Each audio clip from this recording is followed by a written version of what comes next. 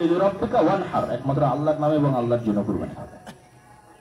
সম্মানিত উপস্থিতি, আমরা যে কুরবানির দিনে অবস্থান করছি বা যে হজ হাজিরা এই মুহূর্তে পবিত্র মক্কায় করতেছে, এই হজ এবং এই কুরবানি সংশ্লিষ্ট প্রত্যেকটা ইবাদতি বা অধিকাংশ ইবাদতি সুন্নতে ইব্রাহিমের অংশ। ইব্রাহিম আলাইহিস সালাতু ওয়াস সালামের স্মৃতিচারণ। আমরা যখন কাবায় তাওয়াফ করি তখন সেই কাবাকে তৈরি করেছে আল্লাহ সুবহানাহু ওয়া তাআলা বলেন, ওয়া ইয়ারফা ইব্রাহিমুল কওয়াইদ মিনাল বাইত ওয়া ইসমাঈল রব্বানা তাকাব্বাল মিন্না ইন্নাকা আনতাস সামিউল আলিম। এই কাবা সেই কাবা, ওয়া ইয়ারফা ইব্রাহিমুল কওয়াইদ মিনাল বাইত ওয়া ইসমাঈল, যে কাবা ইব্রাহিম এবং তার ছেলে ইসমাঈল মিলে তৈরি করেছে। তাহলে কাবা ইব্রাহিম আলাইহিস সালামের স্মৃতি। ইন্নাস সাফা ওয়াল মারওয়াতা মিন শাআইরিল্লাহ।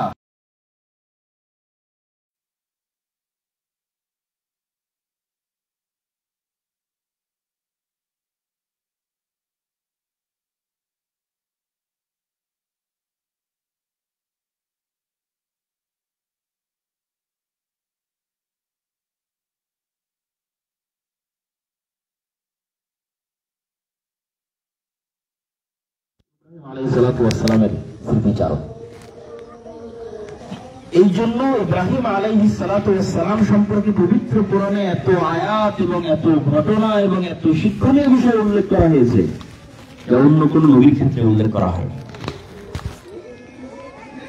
তো ইব্রাহিম আলাইহিস সালাতু ওয়াস সালামের শিক্ষাটা যদি আমরা না নিতে পারি, তাহলে আমাদের আসলে কুরবানির মূল ভাবার্থটা আমরা নিতে পারবো না। শুধু নামকাওয়াস্তে আনুষ্ঠানিকতা হিসেবে আমাদের কুরবানি করা হবে।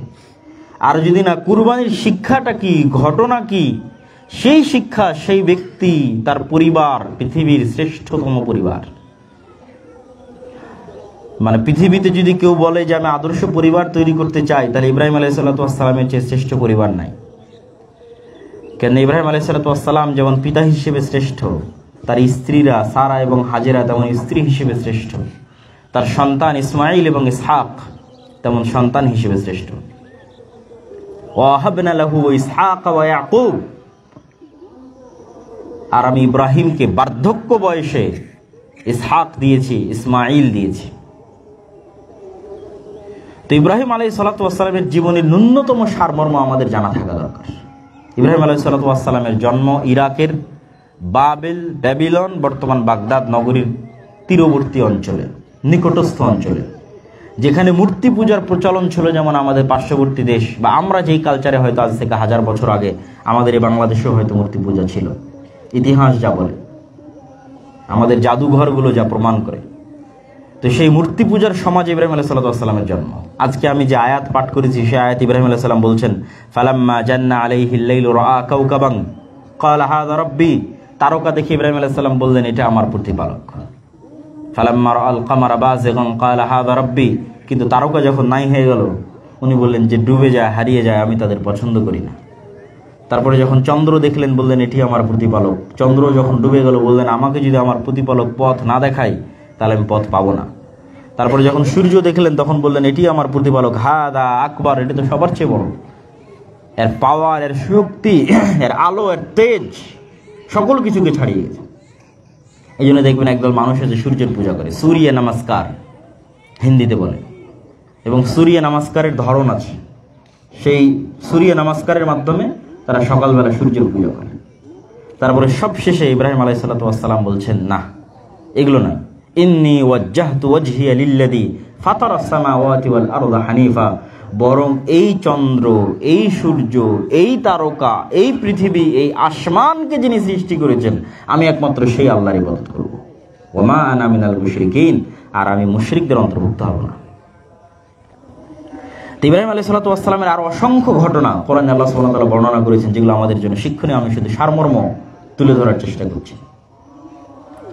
ইব্রাহিম আলাইহিস সালাতু ওয়াস সালামের এই দাওয়াতের কারণে তার পিতা তাকে তার বাড়ি থেকে বের করে দিলেন, এবং তিনি তাদের সাথে তর্ক বিতর্ক করতেন। যে ঘটনা আপনাদের প্রসিদ্ধ, যে তিনি সব মূর্তি ভেঙে দিয়ে বড় মূর্তির ঘাড়ে কুড়াল রেখে দিয়ে বলেছেন, তোমরা একে জিজ্ঞেস করো যদি কথা বলতে পারে। মানে উনি দেখাতে চাচ্ছেন যে এই মূর্তি তো কথা বলতে পারে না, সে তোমার উপকার করবে কি করে, সে নিজেকে বাঁচাতে পারে না, সে আরেকজনকে বাঁচাবে কিভাবে। এই যুক্তিগুলো তিনি তুলে ধরতে চাচ্ছেন, যা কোরআনে আল্লাহ বলছে যে তার নিজের বাঁচার সক্ষমতা নাই, নিজের কথা বলার সক্ষমতা নাই, তার কাছে ইবাদত কেমনে করা যায়। তারপরে ইব্রাহিম আলাইহিস সালাতু ওয়াস সালামকে আগুনে নিক্ষেপ করে দেওয়া হলো। কুলনা ইয়া নারু কুনি বারদাম ওয়া সালামান আলা ইব্রাহিম, আর আমি আল্লাহ আগুনকে বললাম, আগুন তুমি ইব্রাহিমের জন্য ঠান্ডা হয়ে যাও, শীতল হয়ে যাও। যখন ইব্রাহিম আলাইহিস সালামকে হত্যা করে পারা গেল না, তখন তাকে এলাকা ছাড়া করা হলো। তিনি এলাকা থেকে বের হয়ে, আল্লাহ সুবহানাহু ওয়া তাআলা বলছেন ওয়াইজ নাজ্জাইনাহু, যখন আমরা তাকে এবং লুতকে ওয়ালুতান ইলাল আরদিল্লাতি বারাকনা ফিহা লিল আলামিন, যখন আমরা তাকে এবং লুতকে আশ্রয় দিয়েছি ওই মাটিতে, যেই মাটিতে আমরা বরকত রেখেছি সারা পৃথিবীর জন্য, সেটা শামের মাটি, সিরিয়ার মাটি, ফিলিস্তিনের মাটি, জেরুজালেমের মাটি। ইরাক থেকে এসে ইব্রাহিম আলাইহিস সালাতু ওয়াস সালাম জেরুজালেমে আশ্রয় নিয়েছেন, ঠিক যেমন লুত আলাইহিস সালাতু ওয়াস সালাম এসে জেরুজালেমে আশ্রয় নিয়েছেন। এবং ইব্রাহিম আলাইহিস সালাতু ওয়াস সালামের দুই সন্তান, সারা আলাইহিস সালাতু ওয়াস সালামের গর্ভে ইসহাক এবং হাজেরা আলাইহিস সালাতু ওয়াস সালামের গর্ভে ইসমাঈল। আর আমরা যে কুরবানির ঘটনা পড়ি, কুরবানি মূলত ইসমাঈল আলাইহিস সালাতু ওয়াস সালামের সাথে, কেননা হাজেরা আলাইহিস সালাতু ওয়াস সালামেরই প্রথম সন্তান হয়েছিল ইসমাঈল। তখন ইব্রাহিম আলাইহিস সালাতু ওয়াস সালাম তাকে কাবা ঘরের পাশে রেখে এসেছিলেন। প্রায় 1500 কিলোমিটার পথ হবে জেরুজালেম থেকে মক্কা, 1500 কিলোমিটারের বেশি, হয় উটে অথবা পায়ে হেঁটে এই দীর্ঘ পথ পাড়ি দিয়ে সেখানে রেখে এসেছেন। ইন্নী আসকানতু মিন যুররিয়্যাতি বিওয়াদিন গায়রা যী যারইন ইনদা বাইতিকাল মুহাররম। ইব্রাহিম আলাইহিস সালাম যখন রেখে এসে পাহাড়ের পাদদেশে দোয়া করছেন, তখন বলছেন, আল্লাহ আমার পরিবারকে এমন মরুভূমিতে রেখে গেলাম, যী যারইন, যেখানে একটা গাছপালাও নাই, একটা ঘাসও নাই, মানুষজন তো বহু দূরের কথা। আল্লাহুম্মা জাআল আফইদাতান নাস, আল্লাহ আপনি পৃথিবীর মানুষের অন্তরকে এই শহরের দিকে ঝুঁকিয়ে দিন, মানুষের অন্তরগুলোকে এই শহরের দিকে ঘুরিয়ে দিন, কেন আমি একদম নির্জন শহরে আমার পরিবার পরিজনকে রেখে যাচ্ছি, যেখানে কেউ নাই। এবং তাদের খাবারের ব্যবস্থার জন্য, তাদের রিজিকের ব্যবস্থার জন্য তিনি কেঁদে কেঁদে আল্লাহ সুবহানাহু ওয়া তাআলার কাছে দোয়া করলেন। আর সহিহ বুখারীর বর্ণনায় আসছে লম্বা হাদিসে, যে যখন ফিরে আসছেন তখন হাজেরা আলাইহিস সালাতু ওয়াস সালাম বলছেন, আইনা তাযহাব আনতা ইব্রাহিম, আপনি কোথায় যাচ্ছেন? এমন এক জায়গায় রেখে যাচ্ছেন যেখানে কোনো পানির ব্যবস্থা নাই, যেখানে কোনো খাবারের ব্যবস্থা নাই। যদি আমার হাতে যে খেজুর আছে, এই খেজুর যদি শেষ হয়ে যায়, যে সামান্য পানি আছে সেটা যদি শেষ হয়ে যায়, তাহলে বাচ্চাকে কি খাওয়াবো, আমি কি খাবো? এর কোনো ব্যবস্থাপনা নাই, কোনো গাছ নাই, কোনো মানুষজন নাই, কোনো পশু পাখি নাই যার কাছ থেকে সহযোগিতা নিব। ইব্রাহিম আলাইহিস সালাতু ওয়াস সালাম কোনো উত্তর দিচ্ছেন না। তখন হাদিসে এসেছে যে তিনি বলছেন, আল্লাহ আমারাক, আল্লাহ কি আপনাকে আদেশ দিয়েছে যে আপনি আজকে এখানে রেখে যাবেন? ইব্রাহিম আলাইহিস সালাম উত্তরে বলছেন, হ্যাঁ আল্লাহ আদেশ দিয়েছেন। তখন তিনি উত্তরে বলছেন, ফালাই ইউদাইয়া আনাল্লাহ, যদি আল্লাহর আদেশ হয়ে থাকে তাহলে আমাদেরকে আল্লাহ কোনোদিন ধ্বংস করবেন না। আল্লাহু আকবার! কি ঈমান, কি আস্থা, কি আল্লাহ ভরসা! এখনো কল্পনা করা কঠিন। এখনো যদি মরুভূমির মধ্যে আপনি হারিয়ে যান তো আপনার অবস্থা খারাপ হয়ে যাবে। এখনো যদি মরুভূমির মধ্যে হারিয়ে যান, মৃত্যু ছাড়া আর দ্বিতীয় কোনো রাস্তা নেই, যেখানে কোনো মানুষজন নাই, পশুপালা নাই, গাছপালা নাই, পানি নাই, সেখানে আল্লাহ সুবহানাহু ওয়া তাআলা তাদের জন্য জমজমের ব্যবস্থা করলেন জিবরাইল আলাইহিস সালাতু ওয়াস সালামকে পাঠিয়ে। ওই ইসমাঈল আলাইহিস সালাতু ওয়াস সালামকে দেখার জন্য হাদিসের বর্ণনা অনুযায়ী অন্তত 5 বার ইব্রাহিম আলাইহিস সালাতু ওয়াস সালাম মক্কা এসেছেন জেরুজালেম থেকে, অন্তত 5 বার। তো দ্বিতীয় অথবা তৃতীয়বার যেবার ইসমাঈল আলাইহিস সালাতু ওয়াস সালামকে তিনি কুরবানি করতে চাইলেন, সেবার তিনি বলছেন, হে বৎস, আমি স্বপ্নে দেখছি যে আন্নী আযবাহুক, আমি তোমাকে জবাই করছি, ফানদুর মাযা তারা, বলো তোমার মতামত কি? তখন সন্তান বলছে, আল্লাহ সুবহানাহু ওয়া তাআলা আপনাকে যা আদেশ করেছে আপনি সেটি করেন, আপনি আমাকে ধৈর্যশীলদের অন্তর্ভুক্ত পাবেন। তো এই জায়গায় কোরআনের আয়াতের যে শব্দ, যে আসলামা ওয়া তাল্লাহু লিল জাবিন, যখন পিতা এবং পুত্র উভয়ই ইসলাম গ্রহণ করে নিল এবং তাদের কাঁধকে কুরবানি হওয়ার জন্য রেখে দিল, তো ইসলাম গ্রহণ করে নিল, আসলামা, ইসলাম গ্রহণ করে নিল, এই শব্দের অর্থ কি? আসলামা এই শব্দের অর্থ হচ্ছে, ইসলাম গ্রহণ করে নিল এই শব্দের অর্থ হচ্ছে পিতা এবং পুত্র উভয়ই আল্লাহর সিদ্ধান্তের সামনে আত্মসমর্পণ করল। ধারাবাহিক কোরআনের আয়াতে যেভাবে এসেছে, ফালাম্মা বালাগা মাআহু সাইয়া ক্বালা ইয়া বুনাইয়া ইন্নী আরা ফিল মানাম, যখন একটু দৌড়াদৌড়ি করতে শিখেছে ইসমাইল, তখন ইব্রাহিম আলাইহিস সালাম এসে বললেন, বাবা আমি স্বপ্নে দেখেছি আমি তোমাকে জবাই করতেছি। ফানজুর মাযা তারা, বলো তুমি কি বলছো? ক্বালা ইয়া আবাতি ফাআল মা তু'মার, পিতা আপনাকে যা আদেশ করা হয়েছে আপনি তা বাস্তবায়ন করেন, সাথে জিদুনি ইনশাআল্লাহ মিনাস সাবিরিন, আপনি আমাকে ধৈর্যশীলদের অন্তর্ভুক্ত পাবেন। ফালাম্মা আসলামা ওয়া তাল্লাহু লিল জাবিন, যখন উভয়ই আত্মসমর্পণ করলো, মানে নিহত হওয়ার জন্য সন্তান প্রস্তুত এবং জবাই করার জন্য পিতা প্রস্তুত। পৃথিবীর এত বড় একটা কঠিন সিদ্ধান্তের সামনে পিতা এবং পুত্র কোনো প্রকার বাক্য ব্যয় ছাড়া আত্মসমর্পণ করেছে। কারণ কি? তারা মনে করে এটি আল্লাহর সিদ্ধান্ত।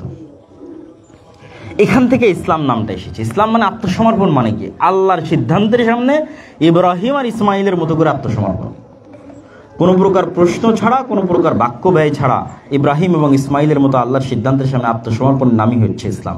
ওয়ানাদাইনাহু আইয়া ইব্রাহিম কদ সাদ্দাকতা রুইয়া, আমি ডাক দিয়ে বললাম, ইব্রাহিম তুমি তোমার স্বপ্নকে সত্য বাস্তবায়ন করেছ। ইন্না হাযা লাহুল বালাউল মুবিন, এটা অনেক বড় পরীক্ষা ছিল। ওয়া ফাদাইনাহু বিযিবহিন আযীম, আর আমি তোমার সন্তানকে বাঁচিয়ে দিচ্ছি এর চেয়ে বড় কুরবানি দিয়ে।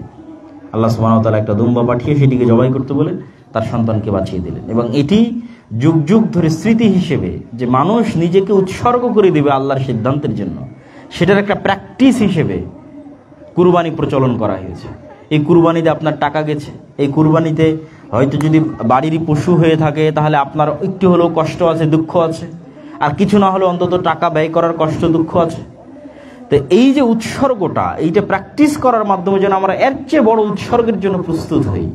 এর চেয়ে বড় উৎসর্গ হচ্ছে আমরা ইসলাম অনুসরণের ক্ষেত্রে কোনো প্রকার কম্প্রোমাইজ করব না, আল্লাহর আদেশ এবং নির্দেশের সামনে পরিপূর্ণ আত্মসমর্পণ করব, প্রয়োজন হলে নিজের জীবনটাও দিয়ে দেব।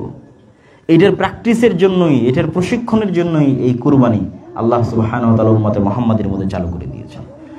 আমি বক্তব্যের শেষের দিকে এসে যেটা বলতে চাই সেটা হচ্ছে, ইব্রাহিম আলাইহিস সালাতু ওয়াস সালাম এর সন্তানেরাই কিয়ামত পর্যন্ত নবী, মুহাম্মদ সাল্লাল্লাহু আলাইহি ওয়াসাল্লাম পর্যন্ত সবই ইব্রাহিম আলাইহিস সালাতু ওয়াস সালামের সন্তান। এবং এই জন্য পৃথিবীর তিনটে বড় দিন, তারা সবাই দ্বীনে ইব্রাহিম, মিল্লাতে ইব্রাহিমের দাবিদার। খ্রিস্টানেরাও মিল্লাতে ইব্রাহিমের দাবিদার, ইহুদিরাও মিল্লাতে ইব্রাহিমের দাবিদার, মুসলমানেরাও মিল্লাতে ইব্রাহিমের দাবিদার। এবং এই জন্য বারবার মুহাম্মদ সাল্লাল্লাহু আলাইহি সাল্লাম নিজেকে ইব্রাহিম আলাইহিস সালাতু ওয়াস সালাম যে মুসলিম ছিলেন এই মর্মে আল্লাহ কোরআনে এবং মুহাম্মদ সাল্লাল্লাহু আলাইহি ওয়াসাল্লাম বারবার তুলে ধরেছেন। যে আয়াতে আমি বক্তব্য শুরু করেছি, যে মা কানা ইব্রাহিম ইয়াহুদিয়ান ওয়ালা নাসরানিয়ান, ইব্রাহিম ইহুদিও ছিল না, নাসারাও ছিল না, ইব্রাহিম মূর্তি পূজক ছিল না, মুশরিক ছিল না, ইব্রাহিম মুসলিম ছিল। তো কেন বারবার ইব্রাহিমকে মুসলমান প্রমাণ করার চেষ্টা করা হচ্ছে? তার কারণ হচ্ছে ইব্রাহিমকেই তুলে ধরা হবে খ্রিস্টানদের সামনে, ইব্রাহিমকেই তুলে ধরা হবে ইহুদিদের সামনে, যে তোমরাও যাকে সবচেয়ে বেশি সম্মান করো, তোমাদের গ্র্যান্ডফাদার পর দাদা হিসেবে যাকে স্বীকার করো, ইব্রাহিম আলাইহিস সালাতু ওয়াস সালাম, তার আদর্শ দেখো, তার স্মৃতি দেখো, তার ইবাদত দেখো, তার তাকওয়া, তার পরহেজগারিতা, তার শিরক মুক্ত, তার তাওহীদ পন্থা দেখো, আর তোমরা কি করছো সেটা দেখো। তাহলে তোমরা তো কেউ মিল্লাত ইব্রাহিমের অনুসারী নও। আজকের ইহুদি এবং আজকের খ্রিস্টানরাও ইব্রাহিম আলাইহিস সালাতু ওয়াস সালামকে সম্মান করে, এই জন্য সম্মান করে তারা নাম রাখে আব্রাহাম। তাদের সাথে আমাদের অনেক কিছু কমন আছে।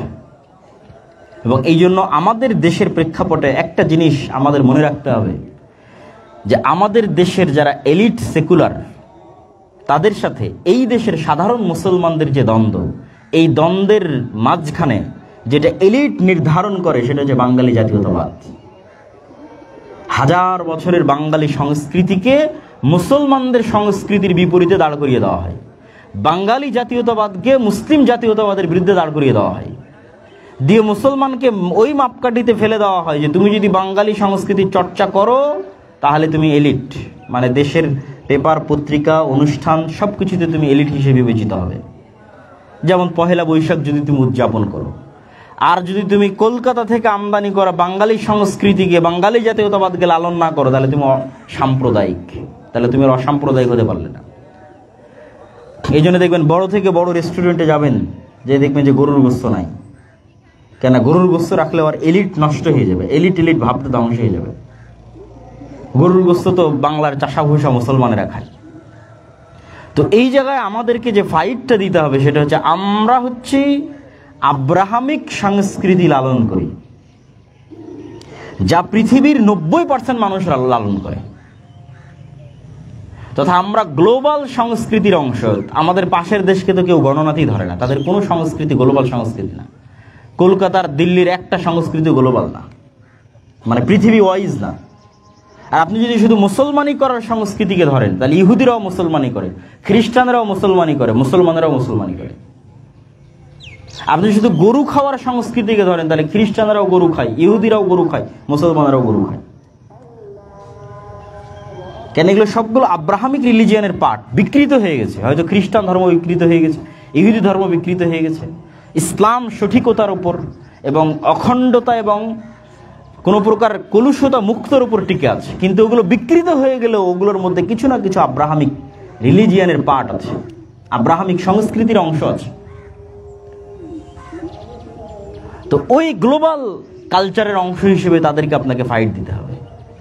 এবং ইহুদি এবং খ্রিস্টানদের কাছে যখন দাওয়াত দিবেন, তখন কোরআনের এই ফর্মুলা যে তোমরা কি ইব্রাহিম আলাইহিস সালামকে সম্মান করো, এমন কোনো ইহুদি খ্রিস্টান পৃথিবীতে পাবেন না যে ইব্রাহিম আলাইহিস সালামকে সম্মান করে না। তাদের নামগুলোও ওইভাবে নবীদের নামের সাথে মিল রেখে রাখা আছে। আমরা বলছি ইসহাক, তারা বলছে আইজাক, আমরা বলছি ইয়াকুব, তারা বলছে জ্যাকব, আমরা বলছি ইউসুফ, তারা বলছে জোসেফ, আমরা বলছি দাউদ, তারা বলছে ডেভিড। তো আমাদেরকে জাস্ট প্রুফ করতে হবে ইসরায়েলের ইহুদিরা জানে না যে এই কাবা কে তৈরি করেছে। আপনি লিখে নেন, তারা জানে না। এটা হিস্ট্রিক্যালি যদি আমরা তাদের সামনে তুলে ধরতে পারি, খ্রিস্টানদের সামনে তুলে ধরতে পারি যে এই কাবা ইব্রাহিমের স্মৃতি, এই সাফা এবং এই মারওয়া ইব্রাহিমের স্মৃতি, তাদের অন্তর নরম হবে। এবং খ্রিস্টানরা ইসলাম গ্রহণ কখন করে? যখন তারা এটা ফিল করতে পারে যে হ্যাঁ, আব্রাহামিক রিলিজিয়নের প্রকৃত উত্তরসূরি এবং প্রকৃত সত্যিকার দাবিদার হচ্ছে মুহাম্মদ সাল্লাল্লাহু আলাইহি ওয়াসাল্লাম এবং মুহাম্মদ সাল্লাল্লাহু আলাইহি ওয়াসাল্লামের পরবর্তী উত্তরসূরি ইসলামের যারা অনুসারী, তারাই আসলে প্রকৃতপক্ষে ইব্রাহিম আলাইহিস সালামের অনুসারী। আমরা তো বিকৃত হয়ে গেছি, আমরা তো শিরকে লিপ্ত হয়ে গেছি, আমরা তো ইব্রাহিম আলাইহিস সালামের প্রকৃত অনুসারী হতে পারিনি। কিন্তু ইব্রাহিম আলাইহিস সালামের যে সম্মানের জায়গা, সেটা সবার কাছে আছে। ওই সম্মানের জায়গায় কারো কাছে কোনো কমতি নাই। এই জন্য ওটাকেই আমাদের ব্যবহার করতে হবে। পার্শ্ববর্তী আমাদের হিন্দু দাদা বাবুদের যে সংস্কৃতি, ওটার বিরুদ্ধে ফাইট দেওয়ার জন্য আব্রাহামিক কালচার, যা সারা পৃথিবীতে প্রচলিত, আমরা গ্লোবাল সিটিজেন, সারা পৃথিবীর নাগরিকত্বের অংশ, তাদের তো কোনো গণনাই নেই সারা পৃথিবীতে। আর যখন আমরা ইহুদি এবং খ্রিস্টানদের সামনে দাওয়াতি কাজ করব, তখন আমরা ইব্রাহিম আলাইহিস সালামের অনুসারী।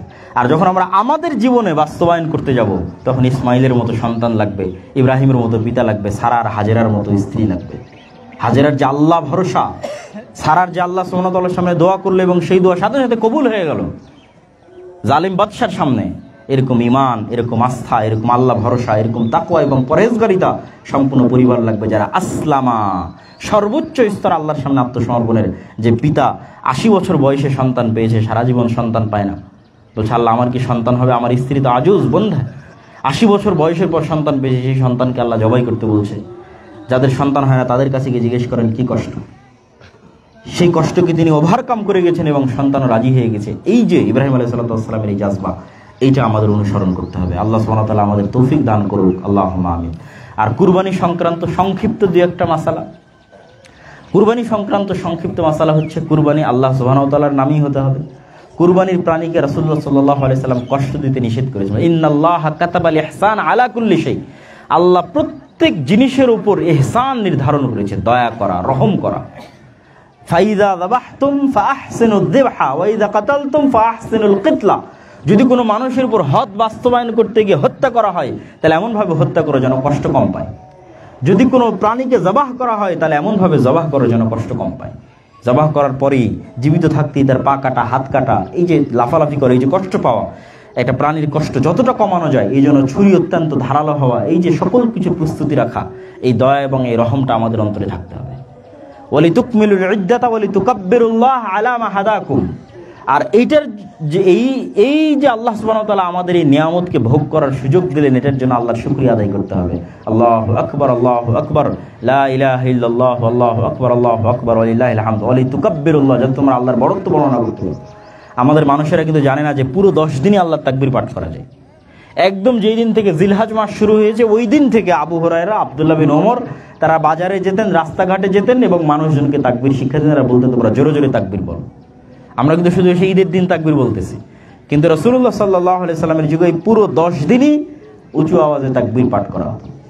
কুরবানির ক্ষেত্রে রাসূলুল্লাহ সাল্লাল্লাহু আলাইহি সাল্লামের যেটা বাক্য, আল্লাহ সুবহানাহু ওয়া তাআলার যেটা বাক্য এবং আল্লাহ রাসূলের যেটা বাক্য, যে খাও, জমা করো এবং ফকির মিসকিনকে খাওয়াও। তো আমাদের সমাজে যে 3 ভাগ প্রচলিত আছে, হুবহু ওই রকমই হতে হবে এটাও জরুরি নয়, আবার ওই রকম করলে সমস্যা, এটাও জরুরি নয়।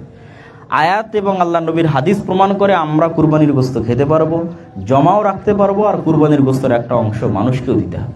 কিন্তু সমাজে আবার যে কালচার প্রচলিত আছে যে আমি গরু দিব, গরু জমা দিয়ে খাসি নিয়ে আসবো, এইটা আবার দৃষ্টিকটু। যেখানে এই কুরবানির গোশতের সাথে আমাদের নিঃস্বার্থ হওয়া উচিত, সেখানে এই কুরবানির মতো ইবাদতের সাথে আমরা স্বার্থ জড়িয়ে ফেলছি, যে না আমি সমাজে গিয়ে গরু দিয়ে সেখান থেকে খাসি নিয়ে আসবো। যেখানে ইব্রাহিম আলাইহিসসালাম তার সন্তানকে পর্যন্ত উৎসর্গ করে দিচ্ছিলেন, সেখানে আমরা এই ন্যূনতম গোশতের লোভটা কিন্তু আমরা উৎসর্গ করতে পারছি না। তাহলে বড় থেকে বড় উৎসর্গ আমরা কিভাবে করব? আর কুরবানি যদি একক পরিবারের পক্ষ থেকে হয় সবচেয়ে ভালো। রাসূলুল্লাহ সাল্লাল্লাহু আলাইহি ওয়াসাল্লামের হাদিস অনুযায়ী প্রত্যেক পরিবারের পক্ষ থেকে একটা পূর্ণ কুরবানি, একটা পূর্ণ নফস, পূর্ণ আত্মা আল্লাহর জন্য উৎসর্গ করা, এটা হলে সবচেয়ে উত্তম। ভাগা হলে হবে না বা বাতিল এরকমটা আমরা বলি না, তবে আমরা মানুষকে উৎসাহ দিই যেন সবাই পূর্ণাঙ্গ একটা কুরবানি তার এবং তার পরিবারের পক্ষ থেকে আল্লাহ সুবহানাহু ওয়া তাআলার জন্য উৎসর্গ করে। কুরবানি ফরজ ওয়াজিব এরকম নয়, তবে গুরুত্ব দিয়ে আল্লাহ নবী বলেছে যার সক্ষমতা আছে কুরবানি করার, কিন্তু কুরবানি করলো না, সেজন্য আমাদের ঈদগাহে না আসে। ফালা ইয়াকরাবান্না মুসাল্লানা, সেজন্য আমাদের ঈদগাহে না আসে। কেন? কুরবানির মতো এত বড় একটা ইবাদত সক্ষমতা থাকার পরও সে কেন করলো না? সক্ষমতা যেহেতু আছে সেহেতু করতে হবে। সম্মানিত উপস্থিতি, আল্লাহ সুবহানাহু ওয়া তাআলা আমাদেরকে আমাদের এই ঈদের সালাত এবং আমাদের এই কুরবানি সবকিছুকে কবুল করুন, আল্লাহুম্মা আমিন। আর এই কুরবানির যে মহত্ব, বড়ত্ব এবং ঈদের দিনের যে মহত্ব এবং বড়ত্ব, এটাকে আমরা অশ্লীলতা, বেহায়াপনা, গান বাজনা এগুলো দিয়ে যেন আমাদের সন্তান, আমাদের নতুন প্রজন্ম তারা যেন নষ্ট না করে, এটা রক্ষা করার দায়িত্ব আমাদের। কেন? এই দিনে আনন্দ করার অনুমতি, এই দিনকে আনন্দের দিন হিসেবে মুসলমানদের জন্য আল্লাহ সুবহানাহু ওয়া তাআলা নির্ধারিত করেছেন। আর এই দিনের আনন্দই হচ্ছে আল্লাহর তাকবীর আর খাওয়া। এই জন্য সিয়াম হারাম, আগামী 3 দিন পর্যন্ত সিয়াম হারাম, মানে রোজা রাখা যাবে না।